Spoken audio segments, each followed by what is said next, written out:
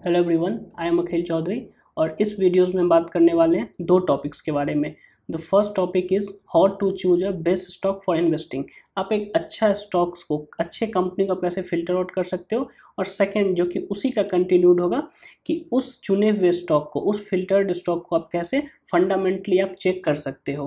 ठीक, तो सबसे पहले हम चलते हैं अपने फर्स्ट टॉपिक की तरफ कि हम कैसे एक अच्छा सा स्टॉक ढूंढ सकते हैं। और मुझे सर्च करना है स्क्रीनर। ये एक बहुत ही अच्छा वेबसाइट है जो आपको फ्री में बहुत सारी इन्फॉर्मेशन प्रोवाइड करती है किसी भी कंपनीज़ के बारे में। प्लस एक और आपको टूल देती है जिससे आप फिल्टर आउट कर सको एक अच्छे स्टॉक को। तो जब हम स्क्रीनर को ओपन करते हैं तो यहाँ मुझे दो ऑप्शंस मिलते हैं, एक लॉगिन का और second get a free account. तो अगर आपने स्क्रीनर पे कभी अकाउंट क्रिएट नहीं किया है तो आप गेट अ फ्री अकाउंट पे क्लिक करेंगे, और अगर पहले से बना हुआ है तो आप बस लॉगिन करेंगे। तो अगर हम फ्री अकाउंट पे भी जाते हैं तो और अपने आप मेल के थ्रू कर सकते हैं, या फिर नीचे भी आप ईमेल एंड पासवर्ड डाल के आप क्रिएट अकाउंट कर सकते हैं। ठीक, मेरा पहले से अकाउंट क्रिएट है तो हम ऑलरेडी रजिस्टर्ड पे जाएंगे लॉगिन हियर। तो हम यहाँ अपना लॉगिन करते हैं और आते हैं स्क्रीन पे। तो लॉगिन के बाद कुछ ऐसा डैशबोर्ड आएगा। मैंने भी अपना लॉगिन कर लिया और आप भी इजीली अपना लॉगिन क्रिएट कर सकते हैं। तो मेरा जो फर्स्ट टॉपिक था how to find a best stock, तो शेयर मार्केट में फिल्टर करके हम अच्छे स्टॉक्स को ढूंढ सकते हैं। जैसे कि एग्जांपल के लिए जब आप शॉपिंग करते हैं फ्लिपकार्ट पे तो लेफ्ट साइड एक ऑप्शन आती है फिल्टर का। तो उसमें प्राइस के एक प्राइस रेंज आता है, फिर सेकेंड ब्रांड नेम आता है, फिर एक ऑप्शन आता है कि हाईएस्ट रेटिंग। तो इस बेस पे हम क्या करते हैं, मुझे जो भी सर्च करना हो तो उसका हम बेस्ट रिजल्ट ढूंढते हैं। सेम इसी तरह स्टॉक मार्केट में भी है, बहुत सारे कंपनीज लिस्टेड हैं, बट मुझे क्या करना है, मुझे फ़िल्टर करना है और मुझे अच्छे स्टॉक्स ढूंढने हैं फ़िल्टर करके। तो स्क्रीनर पे यहाँ मुझे एक ऑप्शन मिलता है स्क्रीन्स, इस पर हम क्लिक करेंगे तो यहाँ हम देखेंगे जो मुझे फ़िल्टर करना है। तो यहाँ पहले से प्री डिफाइंड बहुत सारे फ़िल्टर किए गए हैं। जैसे कि आप देखेंगे पॉपुलर थीम्स पे लो on 10 year average earning, 10 year के एवरेज अर्निंग के बेस पे फिल्टर किया गया है। कैपेसिटी एक्सपेंशन, कौन सी ऐसा कंपनी है जो अपने कैपेसिटी को इंक्रीज कर रही है, उसको एक्सपेंड कर रही है। फिर एफआईआई बाइंग, कौन सा ऐसा कंपनी है जिसको एफआईआई बहुत ज़्यादा बाई कर रहे हैं। इसी तरह डेट रिडक्शन, कौन सा ऐसा कंपनी है जिस कंपनी में डेट क्या है, लोन क्या है, वो कम हो रही है। इसी बेस पे अगर आप देखेंगे तो बहुत सारा जो है पहले से प्री डिफाइंड किया गया है, जैसे प्राइस और वॉल्यूम के अकॉर्डिंग, क्वार्टरली रिजल्ट के अकॉर्डिंग, वैल्यूएशन के अकॉर्डिंग। तो इसी तरह जो है बहुत सारा किया गया है। बट मुझे क्या करना है, मुझे एक अपना फ़िल्टर करना है। तो उसके लिए मुझे यहाँ क्या करना होगा, क्रिएट न्यू स्क्रीन, इस पर हम क्लिक करेंगे और यहाँ सर्च करते ही मेरे पास एक ऑप्शन आ जाएगा क्रिएट अ सर्च क्वेरी। अब मुझे खुद से ये टाइप करना है कि मुझे किस बेस पर शेयर को फिल्टर आउट करना है। अब ये पर्सन टू पर्सन वैरी कर सकता है। आप जब इन्वेस्टिंग कर रहे हैं आप क्या सोचते हैं, आप किस स्टॉक को क्यों लेते हैं। तो अभी एज फॉर एग्जाम्पल के लिए हम एक क्वेरी डाल रहे हैं। ठीक, ये कोई रिकमेंडेटरी नहीं है या फिर ऐसा नहीं मैंने बहुत सारा रिसर्च किया है, ये बस एक एग्जांपल के लिए हम डाल रहे हैं और वो सर्च करके देख रहे हैं कि इस फिल्टर में कौन कौन सी कंपनीज आ रही है। किसी भी कंपनी के लिए सबसे पहला इंपॉर्टेंट क्या है, उसका सेल होना। जब कंपनी सेल करेगी तभी तो प्रॉफिट अर्न करेगी। तो सबसे पहले हम क्या करेंगे, सेल टाइप करेंगे। अब देखिए सेल टाइप करते ही मेरे पास बहुत सारे रिकमेंडेशन आ जाते हैं कि आपको किस टाइप के सेल्स पे फिल्टर करना है। तो लेट सपोज हम करते हैं sales growth in 5 year, company की 5 ईयर में सेल्स ग्रोथ कितनी है। तो ये लेट सपोज हम डाल देते हैं 10%, कि कंपनी की 5 ईयर ग्रोथ कितनी होनी चाहिए, 10% होना चाहिए। ठीक, फिर मुझे एंड डालना होगा। एंड डालने के बाद हम सेकंड कंडीशन डाल सकते हैं। ठीक, अब सेल्स करने के बाद कंपनी क्या करती है, प्रॉफिट करती है। तो यहाँ हम प्रॉफिट ग्रोथ, ये भी 5 ईयर का ले लेते हैं। ये भी ग्रेटर देन कितना होना चाहिए, 10%। फिर यहाँ हम ऐड करेंगे। अब हम नेक्स्ट कंडीशन डालेंगे। तो हम देख लेते हैं एफआईआई। ठीक, एफआईआई से क्या आ गया, हम लेंगे एफआईआई होल्डिंग। एफआईआई होल्डिंग क्या होना चाहिए, ग्रेटर देन होना चाहिए 20%। जो एफआईआई है वो 20% से ज़्यादा होल्ड कर रही हो इस कंपनी में। एंड अब एफआईआई लिया है तो चलिए डीआईआई भी ले लेते हैं। तो डीआईआई की भी होल्डिंग कितनी होनी चाहिए, ये भी होनी चाहिए greater than let suppose 20%। And return on capital employed, company जो कैपिटल एम्प्लॉय की है, जो पैसा लगाई है, उस पर कंपनी कितना कमाती है। तो लेट सपोज ये चलिए एफडी का रेट 7% है, तो कम से कम 7% ज़्यादा तो कंपनी को कमाना चाहिए जो भी पैसा लगा रही है। एंड फिर कंपनी डिविडेंड भी देती होगी, तो हम ले लेते हैं डिविडेंड यील्ड। अब डिविडेंड यील्ड क्या होती है, ये होती है जो भी करंट मार्केट प्राइस है और जो कंपनी डिविडेंड दे रही है। तो वो डिविडेंड करंट मार्केट प्राइस के कितने % है। तो लेट्स सपोज अगर हम सेविंग बैंक में पैसा रखते हैं तो मुझे 2.5% मिलता है, तो कंपनी भी मुझे 2.5% कम से कम दे दे। एंड एक और ले लेते हैं कि इस फिल्टर में मुझे बड़े कंपनीज चाहिए, तो उसके लिए मुझे मार्केट कैपिटलाइजेशन कितना होना चाहिए, ये होना चाहिए ग्रेटर देन 5 लाख, ये करोड़ में फिगर है। इस क्वेरी में मैंने बहुत सारा टर्म्स यूज़ किया है, जैसे कि return on capital employed, dividend yield, market capitalisation, या और भी बहुत सारे टर्म्स हो सकते हैं। अगर आपको इसको समझने में प्रॉब्लम हो रहा है तो आप नीचे कमेंट करिए, और इस पे हम और भी वीडियोस बना के हम अपलोड कर देंगे, ठीक। और ये जिसको जितने ज़्यादा टर्म्स पता होंगे, जिसको जितने रेशियोज पता होंगे, वो इतने अच्छे से क्वेरी को लिख सकता है, ठीक। तो चलिए हम इतना पे हम क्या करते हैं, हम इसको रन करते हैं। ओह, अब मैंने जैसे ही रन किया तो इस सारे पैरामीटर पे बस एक ही कंपनी का नाम आता है, वो क्या है, इन्फोसिस। अब ये कोई रिकमेंडेशन नहीं है, हम बस एक एग्जांपल के लिए हम कुछ भी फिगर डाल रहे थे। तो चलिए अब जब फिल्टर में एक नाम आ ही गया है तो उसको ओपन करते हैं, ठीक। तो सबसे पहले हम इन्फोसिस को यहाँ ओपन करते हैं, तो ये आपके पास डैशबोर्ड खुलेगा। तो फर्स्ट आपने देख लिया था मुझे क्या करना है, मुझे अपना लॉगिन क्रिएट करके अपना क्वेरी डालना है। क्वेरी आपके अकॉर्डिंग जो भी आपको सही लगे आप वही डालो। उसके बाद जो भी कंपनीज आएगा उसका आप लिस्ट तैयार कर लो, फिर उस लिस्ट में देखना है कि ये कंपनी कैसा है। अब ये क्यों ज़रूरी है, अब ये जो लिस्ट आने के बाद इसको एनालिसिस करना क्यों ज़रूरी है। अब देखिए टिप आपको हर जगह मिल जाएंगे, आप चाहे सोशल मीडियाज़ खोल लो, यूट्यूब खोल लो, हर जगह खोल लो। तो टिप सुनना गलत नहीं है, टिप्स पे आंख बंद करके स्टॉक खरीदना गलत है। आपको कोई भी टिप दे रहा है आप सुन लो, अगर आपको लग रहा है तो आप कंपनी का नाम भी लिख लो, बट फिर आप स्क्रीनर पे आओ, यहाँ आपको एक ऑप्शन मिलेगा सर्च का, ठीक। यहाँ हमने क्या किया था, यहाँ हमने क्वेरी रन किया था, बट आपको अगर क्वेरी नहीं रन करना है, कोई आपको नाम बता रहा है, तो आप सिंपली यहाँ सर्च करो। जैसे हमने मान लीजिए RIL सर्च किया, रिलायंस इंडस्ट्रीज, सारे नाम आ गए। तो इसी तरह आप क्या करो, उसको सर्च करो और फिर उसके बारे में जो भी हाईलाइट्स है वो उसको आप चेक कर सकते हैं, ठीक। तो यहाँ मेरे फिल्टर में इन्फोसिस का नाम आया। अब इन्फोसिस को हम लोग कुछ कुछ हाईलाइट्स देखते हैं कि ये स्क्रीनर आपको फ्री में कितना कुछ प्रोवाइड करती है। तो सबसे पहले यहाँ देखें तो यहाँ आपको कंपनी का नाम आ जाएगा, यहाँ लास्ट ट्रेडेड प्राइस आ जाएगा, अगर मार्केट ओपन रहेगा तो ये चेंज होता रहेगा, ठीक। यहाँ आपको कंपनी का ऑफिशियल वेबसाइट आ जाएगा, यहाँ भी आप विजिट कर सकते हैं। यहाँ BSE और NSE का कंपनी का कोड आ जाएगा। और अगर हम राइट साइड में देखें तो यहाँ अबाउट का सेक्शन है, ये छोटा सा एक समरी होता है किसी भी कंपनीज के बारे में, जैसे कि Infosys limited provides consulting technology outsourcing next generation digital services to enable clients. और यहाँ अगर आप हाईलाइट में देखेंगे, it is the second largest information technology company in India behind TCS। तो ये इंडिया का सेकेंड लार्जेस्ट कंपनी है। अब इसी के नीचे देखेंगे तो यह है की पॉइंट्स। यहाँ अगर हम रीड मोड पे जाते हैं तो एक्सपेंड करने के बाद फिर फर्स्ट सेक्शन वही है अबाउट का, सेकेंड है की पॉइंट्स। की पॉइंट्स में अगर हम रेवेन्यू की बात करें तो कंपनी का 57% रेवेन्यू कहाँ से आ रहा है, डिजिटल सर्विसेज से, और 43% रेवेन्यू कहाँ से आ रहा है, कोर सर्विसेज से। इसको आप डिटेल में पढ़ सकते हैं कि डिजिटल सर्विसेज में किस किस टाइप का सर्विसेज दे रही है, कोर में कंपनी क्या कर रही है। उसके बाद अगर हम देखें तो प्रोडक्ट एंड प्लेटफॉर्म्स क्या है, फिर आता है रेवेन्यू ब्रेकअप, कंपनी का रेवेन्यू किस वर्टिकल से कितना आ रहा है, जैसे कि फाइनेंशियल सर्विसेज से 32 आ रहा है, रिटेल से 15 आ रहा है, इसी तरह वो जितने भी वर्टिकल हैं उससे किस वर्टिकल से कितना कंपनी का रेवेन्यू आ रहा है। उसके बाद अगर हम देखें तो जियोग्राफी वाइज है, किस एरिया से कंपनी को कितने रेवेन्यू आ रहे हैं। जैसे कि देखें अगर नॉर्थ अमेरिका सबसे ज़्यादा कितना 62% का रेवेन्यू है, यूरोप 25, ROW 10 और इंडिया से मात्र 3% का रेवेन्यू है। तो यहाँ सबसे ज़्यादा कहाँ है, नॉर्थ अमेरिका से आ रहा है। उससे नीचे अगर हम देखें तो यहाँ आ गया क्लाइंटेल ओवरव्यू आ गया। तो उसके बाद हम देखें एम्प्लॉई बेस की, तो FY 2022 में कंपनी के पास कितना एम्प्लॉय बेस था, 3,15,000 का, जिसमें कि इन FY 2022 1,40,000 एम्प्लॉय ने ज्वाइन किया था। 30,000 are directly recruit from college, तो कॉलेजेस से FY 2022 में 80,000 इन्होंने रिक्रूट करा था। उसके बाद अगर हम बात करें एट्रिशन रेट की, एट्रिशन रेट हो गया कि कंपनी में कितने एम्प्लॉई होते हैं जो कि कंपनी को छोड़ के चले जाते हैं, तो ये बहुत ज़्यादा इंक्रीज़ कर गया, मतलब कंपनी में एम्प्लॉई रुक नहीं रहे, 28% के आसपास एम्प्लॉय कंपनी को छोड़ रहे हैं।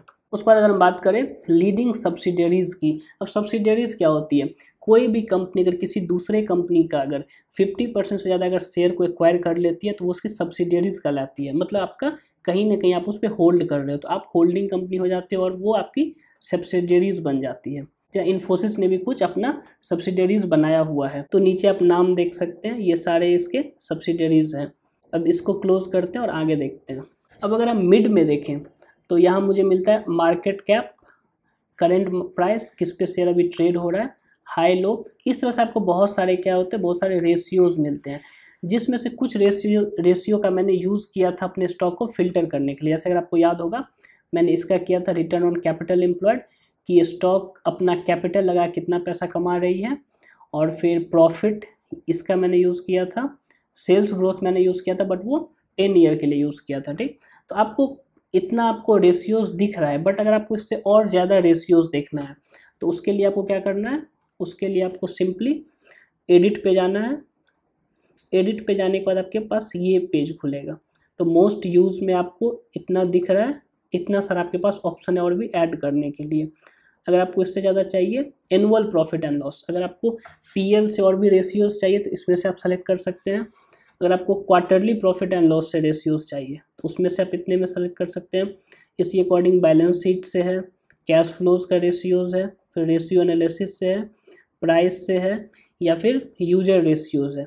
अगर इसके अलावा, अगर इसके एक्स्ट्रा में आपको और भी रेशियोज चाहिए, यहाँ एक ऑप्शन है क्रिएट अ न्यू रेशियोज, आप अपने अकॉर्डिंग रेशियो फॉर्म कर सकते हो।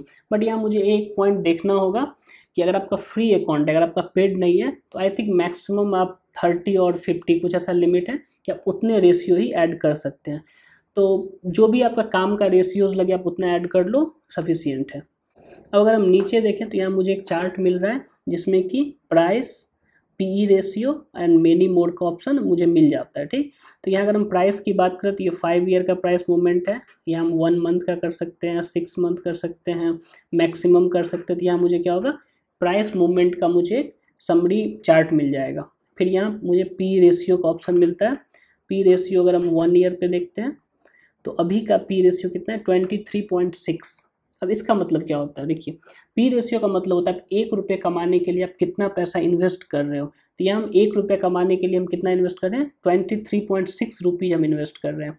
और ईपीएस कितना है, कंपनी कमा कितना रही है, तो कंपनी पर शेयर पे, ईपीएस क्या हो गया, अर्निंग पर शेयर। तो कंपनी पर शेयर कितना कमा रही है, 63.84। तो आप सिंपली अगर इस दोनों को मल्टीप्लाई करते हैं तो आपको कंपनी का करंट मार्केट प्राइस आपको निकल जाता है। और अगर हम इससे नीचे आते हैं तो यहाँ मुझे फिर 2 ऑप्शंस मिलते हैं, एक प्रोज एक कॉन्स। कंपनी में निगेटिव क्या है और कंपनी में पॉजिटिव क्या है। सबसे पहले अगर हम पॉजिटिव की बात करें तो company is almost debt free. अब कंपनी जब भी डेट फ्री रहेगी तो कंपनी के पास इंटरेस्ट पे करने की लायबिलिटी नहीं होगी, जिससे कि कहीं ना कहीं प्रॉफिट ज़्यादा होगी। Company has good return on equity. अब कंपनी जितना इक्विटी में पैसा लगा रही है उससे कंपनी बढ़िया कमा रही है, जो 3 ईयर में कितना है, ये 30% के आसपास है, तो बहुत अच्छा है।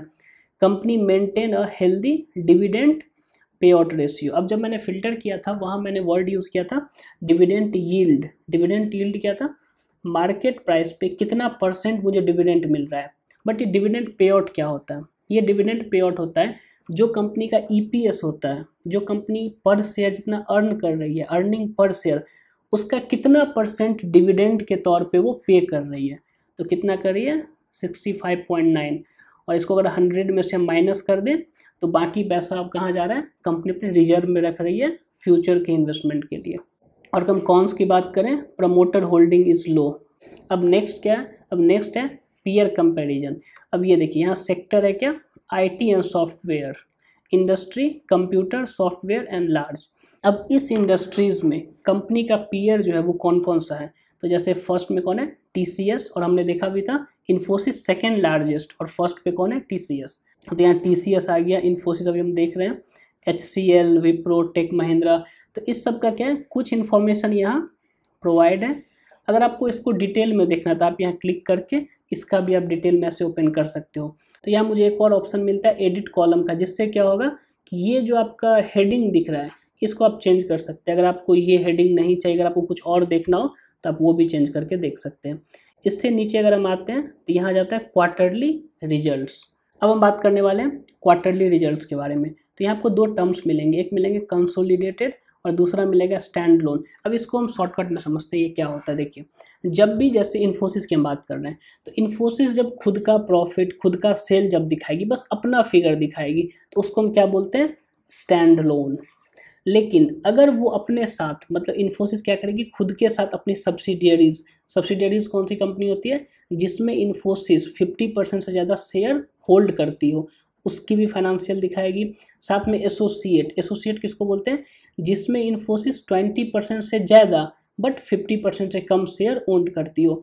तो इन्फोसिस खुद के साथ और भी कंपनीज का जो फाइनेंशियल कंबाइन करके दिखाती है, उसका सेल्स हो गया, जो भी इसका पार्ट्स का होगा, या फिर उसका एसेट हो गया, लाइबिलिटीज़ हो गया, जब वो सबको साथ में दिखाती है तो उसको हम क्या बोलते हैं, कंसोलिडेटेड। और जब खुद का बस इन्फोसिस अपना दिखाएगा तो हम क्या बोलेंगे, स्टैंड लोन। अगर इसमें कुछ प्रॉब्लम है तो आप नीचे कमेंट कर सकते हैं, इसका हम एक सेपरेट छोटा सा वीडियो बना के हम डाल देंगे। अब इसमें अगर हम देखें तो मार्च 22, जून 22, सितंबर 22, ये क्वार्टरली बेसिस पे आपको दिख रहा होगा। क्यों? क्योंकि जो भी लिस्टेड कंपनीज होती है, एक तो उस पर इंड एस अप्लीकेबल हो जाता है, दूसरा सेबी और अदर भी गाइडलाइंस है जिसके तहत आपको कंपनीज को जो होती है वो क्वार्टरली बेसिस पे अपना अर्निंग डिस्क्लोज करना पड़ता है। तो इसलिए आप देखेंगे यहाँ आपको क्वार्टरली रिजल्ट्स में मिल जाएंगे। अब जून 22 से लेकर हम यहाँ तक देखिए, ये हो गया आपका 1 साल, फिर यहाँ से देख ले तो ये हो गया 2 साल। इसी तरह करंट में कौन सा है, मार्च 25 का जो रिजल्ट है वो यहाँ डिस्क्लोज किया गया है। अब यहाँ अगर हम देख ले सेल्स, कंपनी कितना सेल्स कर रही है, सेल्स इंक्रीजिंग है या नहीं वो मुझे देखना होता है। फिर कंपनी कितना ऑपरेटिंग प्रॉफिट कर रही है, कंपनी कितना इंटरेस्ट पे कर रही है, उसके बाद कंपनी का प्रॉफिट बिफोर टैक्स, टैक्स से पहले कितना प्रॉफिट होता है, फिर टैक्स देने के बाद नेट प्रॉफिट क्या आता है। तो नेट प्रॉफिट अगर हम देखें तो 5,695 करोड़ से लेके बढ़ता बढ़ता कितना आ गया, ये आ गया 7,038 करोड़। ये सारे फिगर किस में होते हैं, करोड़ में होते हैं, ठीक। उसके बाद ईपीएस, अर्निंग पर शेयर पे कितना अर्न करे क्वार्टर बेसिस पे, वो होता है 16.93। अब यहाँ देखिए, यहाँ हम एक एक चीज़ को हम डिटेल में नहीं जा रहे हैं, यहाँ बस हम ओवरव्यू देख रहे हैं कि स्क्रीनर मुझे फ्री में कितना कुछ प्रोवाइड कर रहा है। अगर आपको डिटेल में जानना है तो आप कमेंट करिए, तो हम इसके लिए फिर से वीडियोज़ लाएंगे, हम एक एक टर्म को फिर उसमें एक्सप्लेन करेंगे। अब यहाँ मुझे एक और ऑप्शन मिलता है, प्रोडक्ट सेगमेंट, बट हम इसमें जब ही जाते हैं तो इसके लिए आपको अपग्रेड करना होगा, ठीक। अब ये क्या होता है इसको बस समझ लेते हैं, क्योंकि ये तो फ्री में मिलता नहीं है, इसके लिए आप क्या अपग्रेड करना होगा। अब देखिए, हर कंपनी का कुछ बिजनेस वर्टिकल्स होते हैं। जैसे सबसे अच्छा एग्जांपल है आईटीसी का अगर हम देखें, एक बिजनेस है पेपर जिसमें उसका क्लासमेट है, दूसरा एफएमसीजी जिसमें आशीर्वाद हो गया, या फिर और भी प्रोडक्ट्स होते हैं, फिर टेक्सटाइल बिजनेस हो गया, होटल बिजनेस था जो कि अब डिमर्ज होकर अलग हो चुका है, या फिर और भी सिगरेट के ब्रांड हैं। उसमें क्या होते हैं, हम जब कंपनी के एक डेटा को देखते हैं, अभी हमने क्या देखा था, आरओसी मतलब रिटर्न ऑन कैपिटल एम्प्लॉयड कितना था, 30% के आसपास है, 37 था, चलिए 30% था मान लेते हैं। तो हमने एक डायरेक्ट कंपनी का डेटा देखा था। तो प्रीमियम होने के बाद मुझे कौन सा डेटा मिलेगा कि ये जो सेल्स है ये वर्टिकल वाइज, मान लीजिए इन्फोसिस में अगर हम देखें तो फाइनेंशियल सर्विसेज से कितना सेल्स हो रहा है, मैन्युफैक्चरिंग से कितना हो रहा है, रिटेल से कितना हो रहा है, तो ये सेल मुझे हर वर्टिकल वाइज मुझे सेल्स देगा। इसीलिए अगर हम प्रॉफिट परसेंटेज की बात करें तो किस वर्टिकल से मुझे कितना प्रॉफिट मिल रहा है उसका डेटा मुझे मिलेगा। इसी तरह अगर हम देखें रिटर्न ऑन कैपिटल एम्प्लॉयड, जब आप पैसा लगाते हैं तो आपको किस बिजनेस से आपको कितना रिटर्न आ रहा है। अब ये क्यों ज़रूरी है, अब मान के चलिए कोई कंपनी है, मान लीजिए इन्फोसिस की बात करते हैं, अब उसमें क्या हो रहा है, life science and health care, इसका जो रिटर्न ऑन कैपिटल एम्प्लॉयड है ये लेट सपोज 40% है, मतलब हम अगर पैसा लगाते हैं तो यहाँ मेरा 40% का रिटर्न आ रहा है। लेकिन वहीं अगर हम मान लीजिए रिटेल पे चलते हैं, लेकिन रिटेल मेरा क्या हो रहा है, मेरा 10% का दे रहा है। और कंपनी का जब हम प्रेजेंटेशन देखते हैं, मान लीजिए जब हम कंपनी का एनुअल रिपोर्ट देखते हैं तो कंपनी क्या बोल रही है कि हम रिटेल में क्या करेंगे, हम हेवी इन्वेस्टमेंट करेंगे, और लाइफ साइंस पे हम क्या करेंगे, अभी कम इन्वेस्टमेंट करेंगे। तो भाई अगर लाइफ साइंस पे अगर ज़्यादा तुम्हें रिटर्न ऑन कैपिटल एम्प्लॉयड मिल रहा है तो इस पे ज़्यादा करो, इस पे कम करो इन्वेस्टमेंट। तो फंडामेंटल हम ये सभी पॉइंट देख सकते हैं, तो इसको भी हम इग्नोर करते हैं, और जो फ्री वाला जो लॉगिन है उसमें स्क्रीनर क्या प्रोवाइड करिए अभी हम उसी को देख रहे हैं। तो अभी हम क्वार्टरली रिजल्ट से अगर हम आगे जाते हैं तो सेम मुझे एक और रिजल्ट मिलेगा लोन। वहाँ क्या था, वहाँ क्वार्टरली था, बट यहाँ क्या हो जाएगा, यहाँ ईयरली हो जाएगा। जैसे मार्च 14, 15, 16, 17 ये करते करते मार्च 2025 तक का है। अगर हम सेल्स की बात करें तो सेल्स इंक्रीजिंग ऑर्डर में 50,000 करोड़ से लेके 1,62,000 करोड़, ये फिगर किस में, करोड़ में, ये याद रखना। फिर यहाँ भी वही रिलेटेड पार्टी का प्रोडक्ट सेगमेंट, यहाँ भी सेगमेंट वाइज हम देख सकते हैं, बट वो प्रीमियम में देख सकते हैं। इसी तरह अगर हम देखें तो प्रॉफिट बिफोर टैक्स है, फिर नेट प्रॉफिट है, फिर ईपीएस है, ईपीएस क्या है, अर्निंग पर शेयर। तो अब ईपीएस के बाद हमने क्या देखा था, वहाँ एक और देखा था डिविडेंड पे आउट। अब डिविडेंड पे आउट क्या होता है कि ये जो EPS है इसका कितना परसेंट जो है company as a dividend pay कर देती है। अभी कंपनी कितना कर रही है, 67% पे कर रही है, और बाकी कंपनी ना रिजर्व में रख लेती है फ्यूचर में इन्वेस्टमेंट के पर्पज से। उसके साथ अगर हम देखें, मुझे सेल्स ग्रोथ का डेटा मिल जाता है 10 ईयर, 5 ईयर, 3 ईयर में क्या हो रहा है, फिर प्रॉफिट ग्रोथ का डेटा मिल जा रहा है, फिर स्टॉक प्राइस CAGR का डेटा मिल रहा है, फिर रिटर्न ऑन इक्विटी इसका डेटा मिल रहा है। इसके बाद अगर हम इससे भी नीचे जाते हैं तो इससे नीचे मुझे आता है बैलेंस शीट। अब बैलेंस शीट क्या होता है, शॉर्टकट में अगर हम देखें तो प्रॉफिट एंड लॉस क्या होता है, प्रॉफिट एंड लॉस होता है ड्यूरिंग द ईयर कंपनी में कितना सेल्स किया, कितना खर्चा किया और कितना प्रॉफिट कमाई है कंपनी। बट बैलेंस शीट क्या होता है, एज ऑन डेट को होता है कि एज ऑन मार्च 2014 को कंपनी के पास कितना एसेट था, कितना लाइबिलिटीज़ था। तो अगर हम देखें तो ये हो गया टोटल लाइबिलिटीज़, मतलब यहाँ से यहाँ तक कितना हो गया टोटल लाइबिलिटीज़, और यहाँ से यहाँ कितना हो गया टोटल एसेट। और कॉमर्स वाले को तो पता होगा कि जितना टोटल लाइबिलिटीज़ होगा उतना ही टोटल एसेट होता है, ये दोनों हमेशा सेम होता है। तो यहाँ हम 14 से लेके हम 2025 तक का हम बैलेंस शीट एक साथ देख सकते हैं। इक्विटी शेयर कैपिटल मतलब कंपनी कितना शेयर इशू की हुई है, रिजर्व कंपनी के पास रिजर्व में कितना पैसा है, वही जैसे डिविडेंड का पैसा बची और भी कहीं से पैसा आया तो वो कंपनी रिजर्व में रखती है। फिर बोरोइंग कंपनी के पास कितना भी डेट है या अदर लाइबिलिटीज़ कितना है, तो ये सारा क्या हो गया मेरा लाइबिलिटीज़। उसी की तरह फिक्स्ड एसेट कंपनी के पास ऐसा एसेट जिसका कि यूज़ हम 1 साल से ज़्यादा करते हैं। फिर फिक्स एसेट के साथ ही और भी बाकी एसेट जैसे अदर एसेट हो गया, इन्वेस्टमेंट हो गया, तो ये सब कंपनी के पास कितना है, ये सारा जोड़ के कितना हो गया मेरा टोटल एसेट। अब यहाँ आपने एक देखा था रिजर्व, कंपनी का रिजर्व कितना है 93,000। अब कल ही हम देख रहे थे कि रिलायंस का, ठीक, कि रिलायंस का कितना रिजर्व था। आप गेस करिए, तब तक हम आपको ओपन करके दिखाते हैं। तो एक हमने इसका डुप्लीकेट कर लिया, चलिए हम रिलायंस सर्च कर देते हैं। अब ये सब कोई स्टॉक रिकमेंडेशन नहीं है, ठीक। अब रिलायंस का अगर आप देखें, ये प्रॉफिट एंड लॉस आ गया, ये बैलेंस शीट आ गया, ये बैलेंस शीट यहाँ अगर आप देखेंगे बैलेंस शीट में 8,29,000 करोड़, इसका मतलब करीब करीब 8,30,000 करोड़ पैसा कहाँ है रिजर्व में। मतलब कंपनी रिजर्व में कितना पैसा रखी हुई है 8,30,000 करोड़। अगर हम बोरोइंग को इसमें से माइनस भी कर दे, चलिए हमको 4 लाख करोड़ भी माइनस कर देते हैं, फिर भी करीब करीब 4,30,000 करोड़ कंपनी के रिजर्व में पैसा बचा हुआ है। और अगर हम फिक्स एसेट की बात करें तो वो कितना है 10,92,000 करोड़। तो ये बस ऐसे ही था, हमने डेटा देखा था तो शायद सबसे बड़ा रिजर्व हमने देखा है।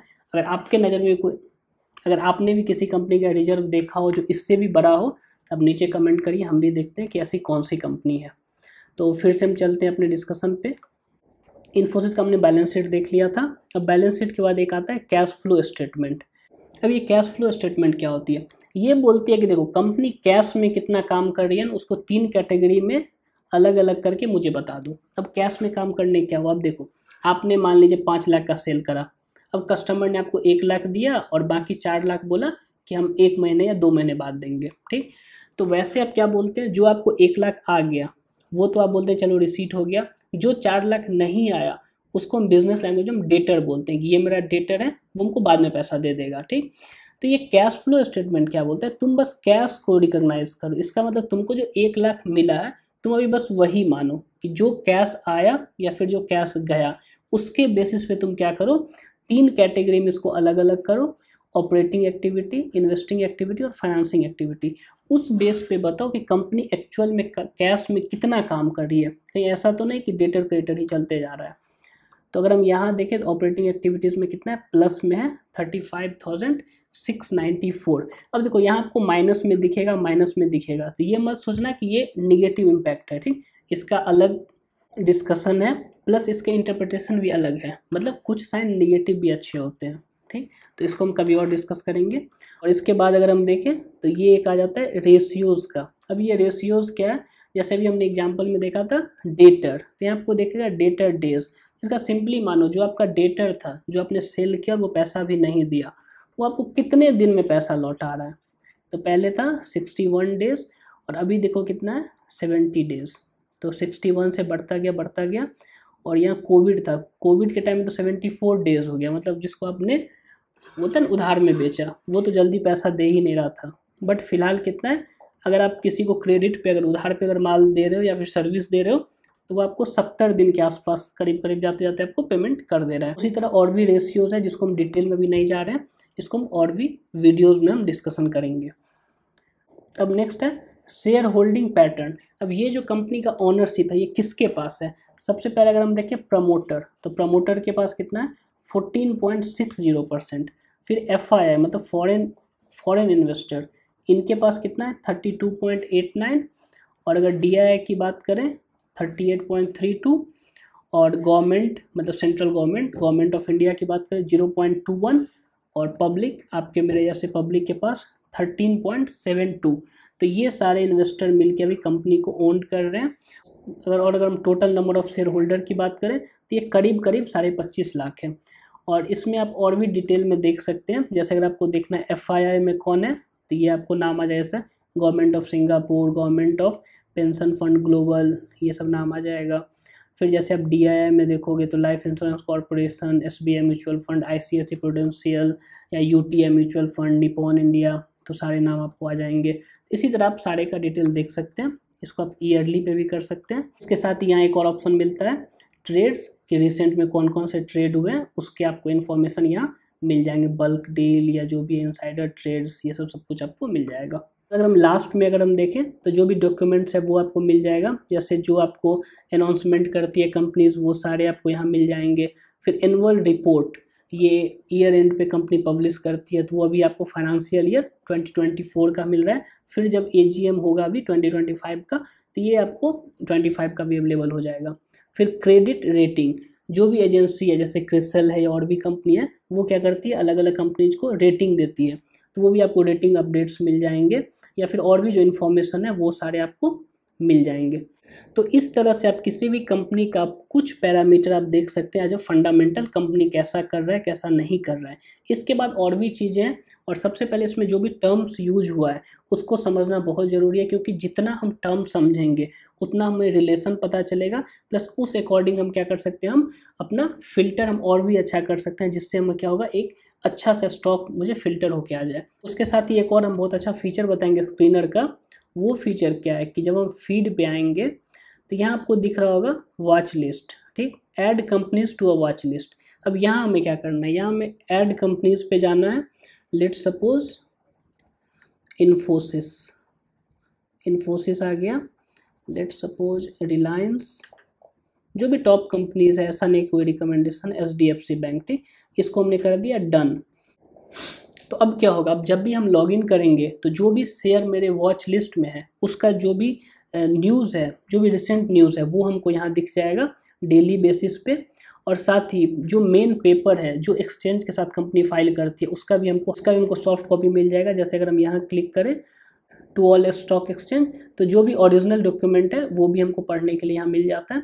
और साथ ही आप जो भी ऐड करेंगे और जो भी न्यूज़ होगा वो आपको डेली बेसिस पे आपको मेल भी आता है, ये मॉर्निंग के टाइम में मेल आ जाता है। और हाँ एक और रिस्ट्रिक्शन है कि ये जो फ्री अकाउंट है इसमें आप वॉच लिस्ट में आप मैक्सिमम 50 कंपनी ऐड कर सकते हैं, जो आई थिंक बहुत ज़्यादा होता है, मोर देन सफिशिएंट है। और अगर आपको इससे ज़्यादा लेना है तो फिर प्रीमियम बाई करना होगा। बट अगर मेरी माने तो स्क्रीनर बहुत ज़्यादा इन्फॉर्मेशन दे रहा है वो फ्री अकाउंट में, और हमने इस वीडियो में बहुत कुछ डिस्कशन भी कर लिया। अगर आपको अच्छा लगा तो प्लीज़ लाइक कर दीजिए, शेयर कर दीजिए और सब्सक्राइब कर दीजिए। और हाँ, इस वीडियो में हमने just like a summary basis पे बात किया। अगर आपको डिटेल में चाहिए किसी कंपनी का फंडामेंटल, या फिर हम कैसे रीड करें, या फिर जो टर्मिनोलॉजी में आपको प्रॉब्लम हो रहा है, तो उसके लिए फिर एक हम सीरीज बनाएंगे जिसमें क्या हर एक टर्म को हम अच्छे से समझेंगे, अच्छे से डिफाइन करेंगे। तो आई होप वीडियो आपको अच्छा लगा। Thank you.